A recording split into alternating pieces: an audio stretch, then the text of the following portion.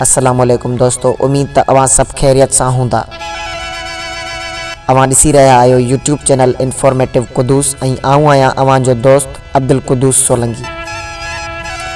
तो दोस्तों अॼु हिकु नई वीडियो खणी तव्हांजी खिदमत में हाज़िर थिया आहियूं। त हलूं था वीडियो जी तरफ़। रनीकोट अवां इन किले ते शायद भी विया हुजो ऐं वञण खां बाद में भी अवां इन जी तारीख़ खां लावाक़िफ़ हुजो। त जी दोस्तों, मां अॼु आयो आहियां इन जी तारीख़ खणी। रनीकोट किले की वॾी दीवार 35 किलोमीटर आहे। बंजर टुकरिन के गंढींदे किलो 19वीं सदी ईस्वी के पहिरें चौथे में तामीर कई वई। किले की दीवार जेका पहाड़ी इलाके के कुदरती शिकलन की पैरवी करे थी, वक्फे वक्फे से ठूस नीम सरकश मैदान में मौजूद आहिन। किले की दीवार एराज़ी के टिनी तरफन ते हलंदी आहे, जडे त उत्तर तरफ वड़ी छितन जो बुलंद चौकियों दीवार तौर कम कन थियूं। एक नंढड़ो किलो जेको आम दरवाजे का अटकल 5 खां 6 मील ज़ाहिर आहे। मीरन के हुक्मरान खानदान लाए शाही रिहाइशगाह आहे। बबर जो दरवाज़ो किले के दखण तरफ आहे। दरवाजे के अंदरां 2 कोचूं गुलड़न की नक्शिन ऐं नक्शियल पत्थर से सिंगारियल आहिन। किले की समूरी अदावत पत्थर ऐं लीमन ताईं महदूद आहे। रनीकोट जो कद हर तरह की मुखालिफत करे थो। इहो कंहिं भी हंध ते बीठल आहे, कुछ भी दिफा न करे। इसोबील शो लिखे थो, रनीकोट तकरीबन 26 किलोमीटर के फासले ते दुनिया जो सभी का वडो किलो आहे। बहरहाल यो काफ़ी नाहे त सियाहन के एक अहम सियाहती कशिश की हैसियत से तरक्की दिया। किले के अंदर एक नंढड़ो किलो जेको शाही क्वार्टर की रिहाइश आहे। वो रस्तो एकड़ो वादी में वठी वने तो ऐं तवां उते वनी सको था। उते मीह वारे वहकरे जो जेको पिण किले के अंदर रहंदड़ गुबोल गोठाण लाए जिंदगी की कतार आहे। 3 या 4 किलोमीटर के पंध खां पोइ तवां बरिंजो तलाव ते पहुची वेंदा। तलाव काफ़ी जगहन ते आहे ऐं उन जी चौधारी पत्थर काफ़ी सुस्त थी चुका आहिन। तंहिं करे पंहिंजो कदम ॾिसो, तलाव में हिकिड़ो डप वठो ऐं मोहन गेट ॾांहुं सर कयो। रिहाइशी प्यादलन तरफां इस्तेमाल कयल रस्ते ते रहो। कुछ किलोमीटर खां पोइ तवां गेट पहुचंदा। मीह जो वहकरो हिते गायब थी वियो। वो सुरंगन जरिए 2 हौज से गंढियल आहे। गोठाणन जो चवण आहे त पानी की आमद खिते में कुछ ज़लज़ले की सरगर्मिन खां पोइ वधी वई आहे। बखर थियल जानवरन जा ढांचा ऐं जगह खां मथां फोसल ॾिठाइन था, उते ऐं उते मिलन था। मकामी गाइड सादिक गबोल तवां के संदस ऑफिस में 1 या 2 दिखारे सके थो। सिंध एक कदीम तहजीब है जेका घट में घट 7000 साल पोइते आहे ऐं इन में केतराई अहम आसार कदीमा आहिन। केतराई दरियाफ्त कया वया आहिन। रनीकोट जो किलो जेको दुनिया जो वडे में वडो किलो आहे, अञा ताईं दरियाफ्त न थी सघियो आहे।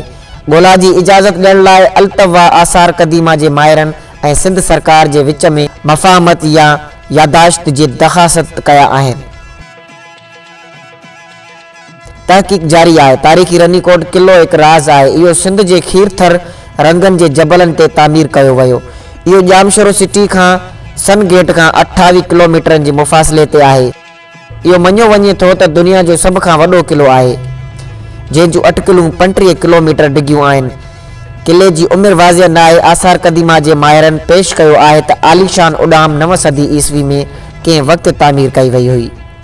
ॾिसण में अचे थो त इन जूं दीवारूं दरअसल एक रोलर कोस्टर जे सवारी आहे। कॾहिं कॾहिं समुंड की सतह खां 3000 फुट मथे थी वेंदी आहे, जॾहिं त ॿिया वक्त ते फौरी तौर ते ज़मीन जे तरफ़ उसरंदा वेंदा आहिनि। आर्कियालॉजिस्ट इहो यकीनी बणाइण चाहिनि था त रनीकोट किलो उन जी सुञाणप हासिल करे थो। उन जी तामीर चीन जे अज़ीम दीवार सां मुशाबत रखे थी, जंहिं करे हिन खे अक्सर सिंध की अज़ीम दीवार सॾियो वेंदो आहे। 1993 खां वठी हिन यूनेस्को के आलमी वरसो करार ॾियण वारी जाइ ते आर्जी फ़हरिस्त में शामिल कयो वियो आहे। इन जी हैसियत अञा ताईं रखियल आहे। घणा मुतफ़िक़ आहिनि त इहो सिंध जो तमामु घणो मशहूर मक़ाम आहे। रनीकोट के किले की चौधारी भितूं जिप्सम ऐं लीम कटे वारी सिटी पत्थर मां ठहियल आहिनि। 4 दाख़िला दरवाज़ा आहिनि, यानी सन गेट या मुशरिकी दरवाजे, आमरी गेट या उत्तर उभरंदे गेट, शाहपुर दरवाजे या ॾाखिणी गेट, मोहन जो गेट या मगरबी गेट। किले के अंदर 2 नंढड़ा किला आहिनि जेके मुख़्तलिफ़ बुलंदी ते वाक़िआ आहिनि। नंढड़े खे मरीकोट सॾिजे थो ऐं मथबरो शेरगढ़ सॾिजे थो। मेरीकोट ओभर कोठी खां 3 किलोमीटर जे मुफ़ासिले ते आहे, जॾहिं त शेरगढ़ 1 किलोमीटर आहे। ॿई किला रिहाइशी किला नज़र अचनि था। तव्हांखे रनीकोट किले जी वसियत जो ख़्यालु ॾियणो आहे। इहो एतिरो वॾो आहे जो ॿियों किला ठाहिण जे लाइ इन में काफ़ी जॻह आहे। इहो तय कयो वियो आहे त रनीकोट किलो दफ़ा जे मक़सद ऐं केतिरनि ई रहाकनि जी रिहाइश लाइ तामीर कयो वियो हो। मुख़्तलिफ़ वक़्तनि जा हुक्मरान हिते रहंदा हुआ ऐं इहो सियासी सरगर्मियुनि जो मर्कज़ हो जिते सिंध जा केतिरा ई क़दीम अॻुवान गॾु थिया हुआ। रनीकोट ते ज़ाहिर कयल आसार हितां जे रहवासियुनि जी हिकु दिलचस्प कहाणी ऐं हिकु हज़ारनि सालनि जी तवील कहाणी ॿुधाए थो। कुझु जुज़नि में क़दीम आसारनि सिंधु तहज़ीब जो खाको, सवासो टीका जी हिकु काशीअ वारो निशान, पापल जे वण जो पासो, मुक़दस अंग, हिकु मोर, सूरजमुखी ऐं लूस गुलनि जा सबूत, ज़ुरतशीन में मुदमतीन जूं बाक़ियात ऐं मुख़्तलिफ़ क़िस्मनि जा तीर। रनीकोट किले में 3 क़ब्रिस्तान आहिनि। हिकु क़ब्रिस्तान में 400 क़ब्रूं आहिनि। केतिरा ई पथर जो पथर मार्कनि, सूरजमुखियुनि ऐं ॾूंगरनि जी इशारनि सां भरियल आहिनि। मक़ामी रहवासी क़ब्रिस्तान मां हिक खे रोमन जो क़ब्रिस्तान चवंदा आहिनि। किलो टकिरियुनि सां भरियो पियो आहे, जेका हिकु नंढड़ी वादी ठहे थी जितां लंघ निकिरे थी। उन्हीअ जो नालो हिन वहकिरे मां वरितो वियो आहे, राणी माना वहकिरो। रनीकोट जो किलो दुनिया जे ॿिए कंहिं किले सां मुशाबत रखे थो। इन जो गैर मामूली कद, गुम थियल तारीख़, अमली तौर बेमिसाल पोज़ीशन, गैराबाद इलाइक़ो ऐं अण आज़मूदो ख़ासियतूं किले खे दुनिया जी अजीब जॻहुनि मां हिकु बणाइनि थियूं।